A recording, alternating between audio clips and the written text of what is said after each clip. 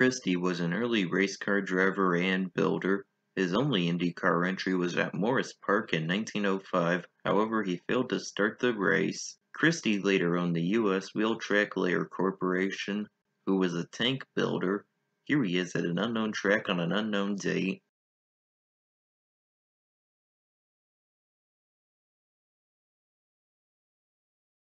Marr entered 2 races each year in 1927 and 1928 but failed to qualify for each of them.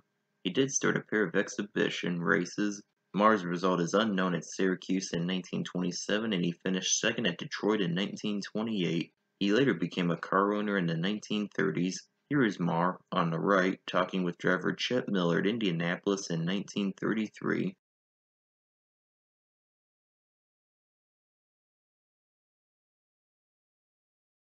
Dreyfus was a Grand Prix driver who had success mostly in the early 1930s as he won the 1930 Monaco Grand Prix and the 1934 Belgian Grand Prix, amongst other races.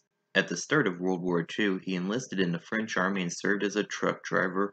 However, the French government sent him to the United States to compete in the 1940 Indianapolis 500, where Dreyfus ultimately failed to qualify. In the race, he did drive 94 laps in teammate René Lebesgue's car and they finished 10th. In the meantime, Nazi Germany took control of France and Dreyfus, who was Jewish, stayed in the United States but fought for them in the war when they entered it. Dreyfus did race sporadically after the war to less success.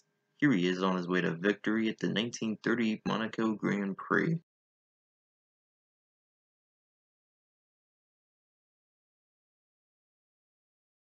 After competing in International Formula 3000 from 1988 to 1991, where he won in 1989 at Pergusa, Chiesa entered 10 Formula One races in 1992 but only qualified for 3 and finished no better than 16th at the Mexican Grand Prix. He then started the kart race at Surfers Paradise the following year. Chiesa would finish 26th due to electrical issues after 2 laps. He mostly raced touring cars and sports cars afterwards. Here he is during practice for the 1992 San Marino Grand Prix, where he failed to qualify.